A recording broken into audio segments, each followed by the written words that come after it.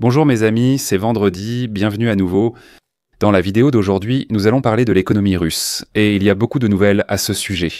Je pourrais appeler ça l'effondrement sur l'autoroute de Moscou, parce que c'est la chose la plus importante qui s'y passe. Des centaines, voire des milliers de voitures alignées sur une autoroute, aucune station-service en vue, toutes à court de carburant. Comment vas-tu régler ça ? Bien sûr, nous finirons avec les lignes de front, comme dans chaque vidéo. Allons-y directement. Cette première nouvelle, c'est la seule nouvelle qui nous raconte l'histoire d'un système qui a encore du carburant en Russie, et c'est l'aviation russe. Ce sont les derniers à avoir du carburant parce qu'ils sont la priorité absolue. Le porte-parole de la marine ukrainienne, capitaine de 2e rang, Dmytro Pletenchuk, a été interrogé pour savoir si les frappes sur les raffineries de pétrole russes, qui produisent entre autres du carburant pour l'armée d'occupation, affectent la situation sur la péninsule. Selon lui, il y a 5 aérodromes en Crimée d'où des vols décollent, 24 heures sur 24. Sur cette base, on peut en conclure que l'armée russe dispose de suffisamment de carburant d'aviation. L'idée ici, c'est que l'aviation russe est une priorité. Ils frappent des cibles ukrainiennes, ils reçoivent le carburant, mais ensuite, vous savez, les civils et l'armée n'en ont pas. Quelqu'un doit se sacrifier. Par exemple, les stations-service indépendantes en Sibérie, par exemple. Environ 21 des 38 grandes raffineries du pays, où le pétrole brut est transformé en carburant utilisable comme l'essence et le diesel, ont été touchées depuis janvier. Et c'est là que ça devient intéressant. Voici les symptômes. Des propriétaires de petites stations-service indépendantes en Sibérie ont déclaré aux médias russes qu'ils avaient dû fermer en raison de problèmes persistants d'approvisionnement en carburant. Un responsable de la région de Novosibirsk a comparé la situation à l'hyperinflation qu'a connue la Russie post-soviétique. Selon moi, nous n'avons pas vécu une telle crise depuis 1994. Si vous savez, vous savez. Les années 90 furent la période la plus sombre pour les Russes. Pas l'époque soviétique, pas la stagnation des années 70 et 80. C'était les années 90, l'après-soviétique. L'inflation était infinie. Pas de nourriture, pas d'essence, pas d'argent, rien du tout. La nouvelle liberté n'était pas du tout gratuite. Donc si les gens en Russie disent en ce moment que c'est comme en 1993 ou 1994, cela nous montre à quel point la situation est grave là-bas. Nous arrivons sur l'autoroute de Moscou, vous devrez patienter un peu. La Russie étant immense a besoin de grandes autoroutes, d'où leur largeur. Mais le pays étant si vaste, il n'est pas doté de nombreuses stations-service comme en Amérique. Quand vous conduisez en Amérique, la plupart du temps, vous trouvez une station-service tous les 30 à 50 km environ. Bien sûr, il y a certaines régions, ne vous emballez pas, où il n'y a rien sur des centaines de kilomètres, mais en Russie, c'est la situation générale. Et imaginez ces milliers de voitures roulant sur cette autoroute en se disant « Bon, je suis presque à court de carburant. Il va bientôt y avoir une station-service. Mais celle-là a des centaines de voitures en file d'attente. Donc, d'accord, je vais aller à la suivante. Elle est à 100 km, vous arrivez à la suivante. Il y a encore des centaines de voitures en file d'attente là-bas. Donc vous êtes à court d'essence, vous ne pouvez plus conduire, vous êtes obligé de rejoindre cette file d'attente à la station-service. Comme des milliers d'autres personnes. Il n'y a pas de carburant qui arrive, tout le monde tombe en panne d'essence en même temps. Ils sont à des centaines de kilomètres des grandes villes, peut-être qu'il y a quelques petites villes autour de celles-ci. Et il y a des milliers de voitures comme ça à chaque station-service, et il n'y a pas tant de stations-service que ça. Puisque c'est la Russie, pas les États-Unis, comment penses-tu que ça va finir ? Et je dois insister, il fait chaud. Il fait encore entre 10 et 15, voire jusqu'à 20 degrés dans certaines régions de Russie, en Celsius. Si on avance de 2 mois, disons en janvier, il fera moins 10, moins 15. Et dans la même situation, les voitures consommeront plus d'essence pour rester chaudes, continuer à rouler, garder le chauffage allumé dans la voiture, la situation ne fera qu'empirer. Donc c'est un symptôme énorme ici. Des milliers de voitures seront bloquées parce qu'il n'y aura plus d'essence qui arrive. Si elle tombe en panne d'essence dans cette file, même si la file se vide, comment allez-vous amener la voiture à la station-service ? Il faudra la pousser. Maintenant, dans certaines régions, par exemple la région de Khabarovsk en Russie, ils imposent des limites et la laisse sur le nombre de litres d'essence que les gens peuvent acheter en combien de jours. C'est étrange. Des litres par jour, c'est une nouvelle façon de vendre de l'essence. Les citoyens ne pourront acheter que 10 litres désormais. Cela fait 264 gallons américains d'essence tous les 3 jours. Donc 10 litres tous les 3 jours, soit 26 gallons ou 10 litres d'essence. Cela sera consommé en 1 heure ou moins, selon la voiture que vous avez et où vous conduisez, en ville ou sur l'autoroute. Donc c'est 1 ou 2 heures, mais vous avez ça tous les 3 jours. Cela peut être mauvais, mais attendez la semaine prochaine. Oui, je dis ça, non, attendez 2 mois, attendez le nouvel an. Snovam Godondruzia, c'est nouveau. Bonne année, mes amis, parce que vous n'aurez pas d'essence, parce qu'il va faire froid. Vous voudrez faire tourner votre voiture pour vous réchauffer à l'intérieur. Il fait 15 dehors, l'aiguille descend et après vous ne pourrez plus bouger votre voiture. Vous êtes coincé là. Je déteste le dire, mais il va y avoir des victimes civiles, des cas de gelure et même des gens qui vont mourir de froid. Ici, vous pouvez voir un autre exemple de cela. 1000 roubles, c'est la limite maximale pour acheter de l'essence. 1000 roubles, c'est rien du tout, c'est de l'argent de poche. Si vous achetez de l'essence à ce prix, c'est le maximum autorisé pour ce montant. Vous pouvez seulement avoir assez d'essence pour quitter la station-service et tomber en panne aussitôt après. Donc ces limites signifient en gros que personne n'obtient rien. Maintenant, je suis tombé sur ce fil de discussion au hasard, Père Floch. Je ne connais pas ce gars ni son parcours, mais sa façon d'écrire est trop bonne pour être ignorée. Je vais vous le lire. Parfois, chez nous, on a des experts qui partagent simplement leur avis d'une très bonne manière. Je ne connais aucun contexte, mais ce texte est bon, je vais vous le lire. L'empire du carburant de la Russie s'effondre exactement là où les articles de recherche l'avaient prédit. Les analystes avaient prévenu que désactiver 15 à 20% de la capacité de raffinage risquait de provoquer des pénuries en chaîne, et les drones ukrainiens l'ont confirmé. 16 des 38 raffineries touchées, le débit a diminué de près de 40 000 barils par jour, les exportations de diesel sont à leur plus bas niveau depuis 5 ans. Un observateur tel que Kepler a montré que les grèves affectent non seulement les unités de brut, mais aussi les hydrocrackers et reformeurs produisant essence et diesel. Donc même les usines réparées ne peuvent pas répondre à la demande. Les études de Carnegie ont signalé que le rationnement et l'interdiction d'exportation sont des mesures temporaires quand les sanctions limitent l'accès aux pièces de rechange. Reuters et le Washington Post confirment qu'environ 40% de la capacité reste inutilisée, avec file d'attente dans les stations-service, plafond de 30 litres et interdiction prolongée jusqu'en hiver. Les États-Unis admettent maintenant partager des renseignements pour des frappes énergétiques à longue portée, permettant à l'Ukraine de viser à nouveau des nœuds critiques et de rallonger les cycles de réparation. C'est exactement le type de levier asymétrique que la littérature académique sur la sécurité énergétique met en avant depuis des années. La Russie vend plus de pétrole brut à bas prix à l'étranger, avec des exportations en hausse de 25% en septembre. Souvenez-vous du paradoxe vu sur le graphique. Les exportations montent, mais les revenus chutent. Comment l'expliquer ? Le pétrole brut est aujourd'hui bon marché, mais les produits raffinés restent chers. Vous augmentez l'exportation de pétrole brut. Vous ne gagnez toujours pas autant d'argent qu'avant lorsque vous vendiez de l'essence et du diesel.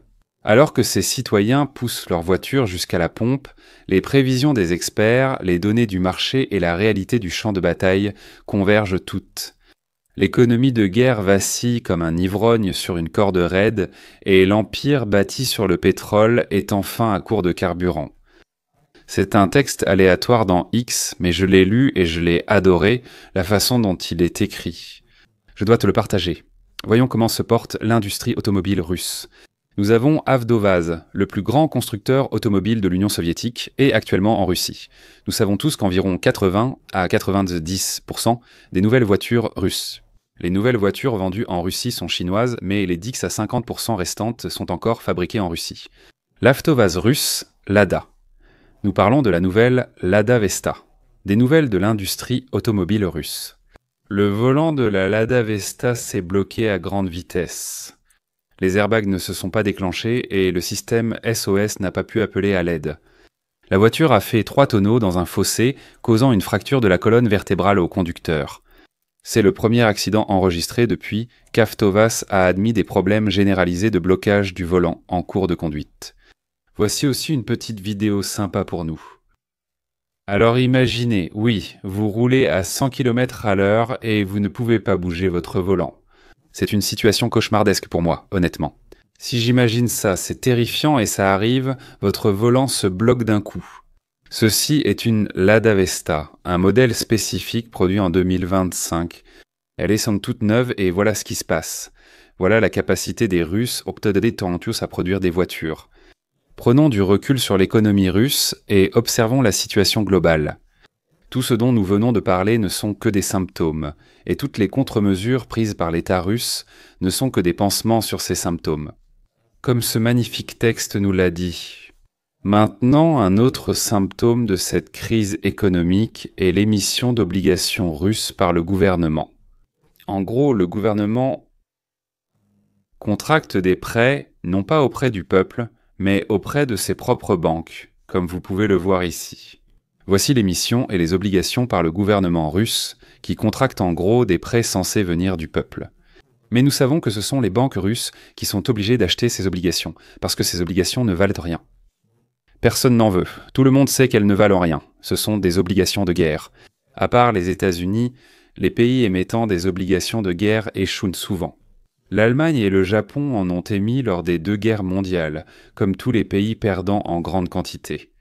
Je ne parle pas des États-Unis. Eux, ils ont gagné. Donc vous pouvez voir qu'en 2025, le nombre d'obligations émises explose, en hausse de 500% par rapport à la moyenne annuelle. Les gens refusent d'acheter ces obligations, sachant qu'elles sont sans valeur. Donc les banques ne veulent pas les acheter, mais elles sont obligées de le faire. Sinon, les présidents directeurs généraux de ces banques feraient de transactions, c'est qu'il ferait mieux de rester loin des fenêtres et des tasses de thé, si tu vois ce que je veux dire. Poutine a cette capacité de persuader ses présidents directeurs généraux d'acheter des centaines de milliards de roubles de ses obligations. C'est comme ça que la Russie comble son budget en ce moment. Maintenant, ça change un peu, mais ça reste un symptôme.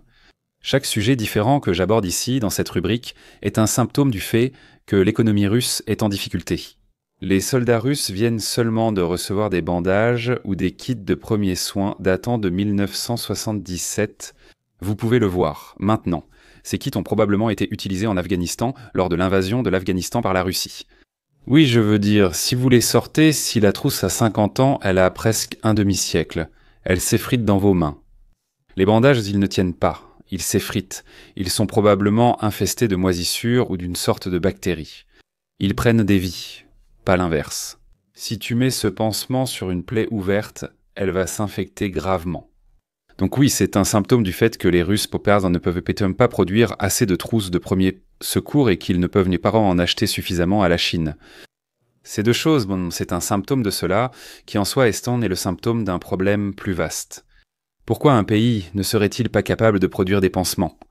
Je veux dire, ils sont relativement faciles à produire comparés aux pièces de raffinerie de pétrole. Ça en dit long sur leur capacité. Maintenant, mes amis, je veux vous lire l'un des meilleurs commentaires des vidéos précédentes. Je fais ça à chaque vidéo et j'ai fait une erreur dans la dernière. Je vous ai dit que les missiles Tomahawk des États-Unis ne sont utilisés que par 3 pays, les États-Unis, le Japon et l'Australie. J'ai fait une erreur, je me corrige. Je vais te le lire. Trevor Redman dit « Arthur, juste pour te le faire savoir, la Royal Navy utilise les missiles Tomahawk depuis 1998 et emploie aujourd'hui la version Block 5. Vous verrez qu'il a été utilisé dans un certain nombre de guerres depuis, et nous avons été parmi les premiers utilisateurs après les États-Unis. Merci, cordialement, Trevor. Je reconnais mon erreur et je sais maintenant qu'il y a de nombreux pays qui les utilisent, pas seulement 3. Oui, merci de m'avoir corrigé, mais maintenant, mes amis, je vais vous lire. Membre mensuel. Buy me a coffee. 3 nouveaux. D'abord, il y a Koryodon Iyuma, qui ne devient jamais membre, il agit toujours d'un seul coup. Merci Koryodon, tu m'as écrit et offert un café. Aussi, Hiiumaa, étant la 2e plus grande île d'Estonie, est très liée à l'histoire de la Suède et des Vikings. Koryodon m'a écrit à ce sujet sur Buy Me a Coffee, merci. Ensuite, Tota Meze Sumaona Somaono préfère n'y rester anonyme. Enfin, Cosmic Raya, si vous aimez ma chaîne, alors le lien Buy Me a Coffee se trouve dans la description ci-dessous. Maintenant, nous passons aux lignes de front. Mes amis vont immédiatement se rendre à Bakrovsk, parce que nous avons un rapport du front indiquant que les Russes envoient encore des renforts. Ils essaient de traverser cette zone au sud de Novotaretska pour passer à travers cette zone mortelle pour les drones. J'emploie ces mots en connaissance de cause, car, comme je l'ai déjà dit, il n'y a pas d'unité ukrainienne dans ces champs. Entre les encerclements de Baïkivka et la principale armée russe, si on peut l'appeler ainsi, il y a cependant des drones ukrainiens qui saturent chaque mètre de cette zone. Donc les Russes OPK sont capables d'envoyer des renforts, et sur chaque groupe de 20 hommes qu'ils envoient, certains parviennent à atteindre cet encerclement. Il y a des raisons très claires pour lesquelles les Ukrainiens ne bloquent pas complètement cette brèche. Eh bien, chaque homme que les Russes envoient dans cet encerclement mourra. C'est une certitude, les Ukrainiens le savent. Ces encerclements sont déjà condamnés, c'est une question de temps. Mais les Russes continuent d'envoyer des troupes à travers cette brèche. Ils perdent environ 80% de tout ce qu'ils envoient à travers ces champs à cause des drones. Et le reste, ceux qui y parviennent, sont blessés ou gravement traumatisés. Ils atteignent l'encerclement. Il n'y a pas de nourriture, pas de munitions. Il n'y a pas de problème d'eau pour l'instant parce qu'il pleut beaucoup, pas de soins médicaux. Donc c'est acceptable de continuer à envoyer des hommes dans la zone de mort, du point de vue ukrainien. C'est bon, laissez-les faire ça. Parce que ces gosses-là seront éliminés pour une raison ou une autre à l'avenir. Maintenant, mes amis, allons dans le nord de l'Ukraine, sur l'axe de Soumeï, et je veux vous montrer ceci, une autre zone de mort que les Ukrainiens ont installée sur la ligne de front. Il y a un réservoir d'eau spécifique juste ici, longeant la frontière russe un peu à l'est de Konstantinivka. Regardez ça, laissez-moi dessiner un peu, j'aime dessiner. C'est un réservoir d'eau juste ici, c'est une barrière naturelle. Maintenant, il y a de très petits contingents de troupes russes. Laissez-moi utiliser le rouge. Désolé, ça va être un peu brouillon. Quelques troupes russes occupent encore des positions le long de ce réservoir d'eau. Comme vous le voyez, ils sont encerclés car un réservoir d'eau est derrière eux. Devant eux, les Ukrainiens font encore ce qu'ils savent faire de mieux. Ils ne poussent pas un pas, ils se contentent de tenir la position et de les bombarder avec des drones. Maintenant, que font les Russes pour sauver ces gars-là ou essayer de les repousser d'ici ? Maintenant, il serait incroyablement stupide d'essayer de traverser ce réservoir d'eau alors que les drones ukrainiens saturent l'air. Mais c'est ce qu'ils font, et nous en avons même une vidéo. Ils envoient dans des troupes à travers ce réservoir d'eau avec des bateaux pneumatiques. Le réservoir d'eau, comme vous pouvez le voir, c'est quoi ? 100 à 150 mètres de large, ce n'est pas si large. On pourrait le traverser à la nage sans équipement. Le problème, ce sont les drones ukrainiens et leurs actions, comme le montre cette vidéo. Que transporte ce bateau ? Une escouade entière, 1, 2, 3, 4, 1, 2, 3, 4, 5, la moitié d'une escouade. Donc oui, c'est vraiment grave. C'est le 225e régiment ukrainien et ils éliminent une unité, enfin, la moitié d'une escouade de la 810e brigade de Marines, qui, je ne sais pas, la brigade de Marines. C'est une semi-élite bien entraînée et bien armée. Mais être envoyé comme ça, à travers un réservoir d'eau dans un canot pneumatique jusqu'à l'autre rive, les Russes censés sont connus pour faire ça. Ils ont agi de même lors de la bataille de Stalingrad, quand une petite bande de terre de l'autre côté de la Volga était défendue. Ils faisaient simplement passer des hommes sous les bombardements des Stuka et les mitrailleuses allemandes. C'est à peu près la même chose, seulement à une échelle beaucoup plus petite. Mais ils font ça. Quoi qu'il en soit, les deux bateaux ont été détruits. L'élimination de 43 envahisseurs qui ont été envoyés à travers la zone de tir a déjà été confirmée. Donc oui, les Russes, c'est comme ça qu'ils font les choses, et les Ukrainiens savent qu'ils installent ces zones de tir juste pour que les Russes y envoient dans des troupes.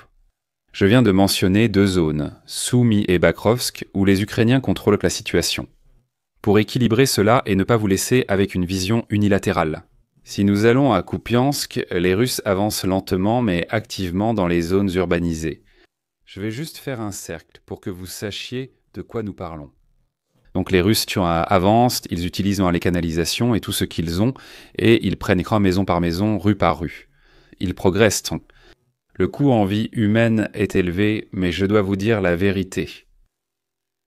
Si l'Ukraine n'envoie pas de brigade de stabilisation, comme par exemple la 3e brigade d'assaut et la 1re brigade du corps d'Ars, Ce sont les meilleures unités que l'Ukraine possède. S'ils ne les envoyaient pas ici, alors Kupiansk perdra beaucoup de territoire dans la ville. Ces brigades dont je parle sont à Bakrovsk et y font des miracles. Donc l'Ukraine n'a pas tant de brigades d'élite que ça. S'ils pouvaient envoyer par exemple la 81e ou la 47e brigade mécanisée, ce sont de très bonnes brigades. Mais encore une fois, elles sont aussi déployées ailleurs. Donc pour l'instant, l'Ukraine échange très lentement des zones urbanisées et Kupiansk contre les pertes russes. Pour équilibrer encore plus la situation, je dois vous montrer le score du front sud-est. C'est entre les deux. C'est l'offensive russe en direction de l'oblast de Dnipropetrovsk. Laissez-moi vous montrer ce qui se passe. Donc voici la zone générale de l'oblast de Dnipropetrovsk, et l'avancée russe vers cette région progresse assez rapidement. Les Ukrainiens battent volontairement en retraite lentement ici. Ils n'ont toujours pas de brigade d'élite à envoyer, car elles servent déjà à stabiliser Bakrovsk. Laissez-moi simplement vous montrer l'animation des territoires copieux conquis par les Russes. Chaque clic représente un jour, et vous pouvez voir que les Russes avancent ici. Je viens donc de vous présenter 4 zones frontales distinctes. Sur 2, l'Ukraine contrôle les tirs, sur les autres, les Russes avancent lentement. L'une à Azdaria, Kupiansk, l'autre dans le Dnipropetrovsk vers les oblasts. Passons des lignes de front aux missiles russes. Parce que les Russes nous ont tous surpris en développant leurs missiles balistiques, Iskander et Kinzhal. Iskander peut être un missile de croisière, mais ici, il s'agit de l'Iskander-M, la version balistique. Ils ont développé ou redéveloppé ces missiles pour éviter les missiles de défense aérienne patriote, les missiles de défense aérienne patriote. Vous savez, les meilleurs au monde, parmi les plus chers au monde, avec un taux d'interception incroyable. Mais ce pourcentage a baissé. Regardez, ce sont des missiles balistiques interceptés. La ligne bleu clair montre ici les taux d'interception ukrainiens. Et en septembre 2025, regardez, c'est ici que le changement s'est produit. En août, l'Ukraine a intercepté environ la moitié de chaque missile balistique envoyé. La plupart des drones et la plupart des missiles de croisière seront interceptés. Les missiles balistiques sont très difficiles à abattre, mais maintenant, le pourcentage n'est que de 6% de chaque missile envoyé. Donc, quelque chose s'est passé. Je pense que ce sont les Russes, pas les capacités ukrainiennes. Eux, par exemple, ce qu'ils ont changé dans la trajectoire de vol des missiles. Les missiles suivent d'abord une trajectoire balistique prévisible, mais changent brusquement de direction lors de la phase terminale thermique, les dernières secondes avant l'impact. Ils effectuent en même temps des manœuvres, plongent brièvement ou déploient des leurres radars pour échapper aux tentatives d'interception. Ces améliorations rendent plus difficile pour le système Patriot de prédire et d'intercepter précisément ce point d'impact, car le logiciel du système se base sur une trajectoire calculée. C'est vraiment douloureux parce qu'un missile Patriot est très rare pour l'Ukraine et il coûte très cher. Donc si les Russes parviennent à les tromper ou à les gaspiller d'une manière ou d'une autre, malheureusement, c'est une victoire spécifique pour les Russes. Maintenant, passons à la ville occupée de Luhansk, dans l'est de l'Ukraine. Comme je ne sais pas si je l'ai déjà mentionné, je ne pense pas l'avoir fait. Mais aussi bien les Russes que les Ukrainiens, aussi bien les unités de l'armée que les escouades, s'ils ont un véhicule, quel qu'il soit, même des chars, ils prennent leur essence dans les stations-service civiles. C'est ce qu'ils font. Je veux dire, ils ne sont pas censés le faire, mais les deux armées le font. Je pense que toutes les armées le font. Et dans ce cas précis, des camions russes se sont arrêtés dans une station-service spécifique sur la rue Oborona à Luhansk. Voici la rue Oborona qui va du nord au sud et en diagonale vers le sud-est, cette rue. Ici, une station-service spécifique où ils sont entrés faire le plein. Des drones ukrainiens de reconnaissance ont rapidement alerté les unités qui ont alors envoyé des first-person view ou des drones d'attaque longue portée. Peu importe lesquels, même les drones à voilure fixe. Et ils ont fait exploser les camions militaires. Vous voyez l'incendie ici. Donc s'il y a pénurie d'essence dans les stations-service.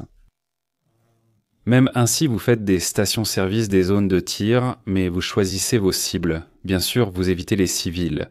Donc vous attendez juste que des véhicules militaires russes aillent aux stations-service. Ils prennent du carburant parce que leurs réserves pourraient s'épuiser. Ou ils le prennent dans les stations-service civiles comme d'habitude, et vous envoyez des drones. Donc cette pénurie de carburant et de gaz en Russie continue de produire de nouveaux symptômes pour nous, que les Ukrainiens peuvent utiliser à leur avantage. Par exemple, détruire les camions militaires russes pendant qu'ils font le plein dans des stations-service civiles. Les Ukrainiens ont également attaqué une usine, l'usine Uralchim Azot, à Berezhniki, dans le kraï de Perm, à environ 1600 km de la ligne de front. C'est l'une des frappes les plus longues jusqu'ici, bien qu'il y en ait eu de plus longues. Elle est dans le top 10. C'est l'un des plus grands producteurs d'engrais de Russie, fabricant de l'urée ammoniacale et du nitrate d'ammonium. On peut faire beaucoup d'explosions d'explosifs avec ces matériaux. En 2024, cette usine a atteint une production record de 23 millions de tonnes. Elle a également été géolocalisée par un génie. Ils font ça, c'est fou comment ils font ça. Laissez-moi vous montrer une ancienne carte Google. Voici le bâtiment. Faisons un zoom arrière juste pour montrer dans quelle partie de la Russie nous sommes, parce que la Russie est vraiment immense. Je pense qu'on doit le faire à chaque fois que quelque chose est touché. Comme ça, vous savez quelle partie du monde, de la Russie vous verriez, c'est là où je suis en ce moment. Regardez ça, regardez-moi, et regardez ça. C'est à quelle distance? 1600 km? Alors maintenant, nous avons un autre génie à X qui parle de choses que je ne connaîtrai jamais. Puisque je peux le lire et vous transmettre l'information, je vais le faire. Vérité P, acheter un bon nom, dit que frapper un complexe d'azote est un double choc. Cela réduit les intrants agricoles et perturbe une matière première pour les munitions. Puisque l'ammoniac Haber-Bosch, à partir du gaz naturel, alimente les chaînes d'acide nitrique et de nitrate d'ammonium. Si les unités d'acide nitrique cessent, les satellites détectent parfois de courts panaches de NO2, une vérification révélatrice. La Russie étant un grand exportateur d'azote, les arrêts peuvent impacter les prix des céréales bien au-delà du lieu de l'explosion. Dans l'une des dernières vidéos, j'ai parlé des frappes ukrainiennes sur une autre usine russe, l'usine Elektrodétal, dans la région de Pransk en Russie. Cette usine fabrique des composants électroniques pour les missiles balistiques russes. Il s'avère maintenant que l'Ukraine a utilisé 4 missiles à longue portée R-360 Neptune. Sur cette photo, le missile est rose, mais ce n'est pas un flamant rose.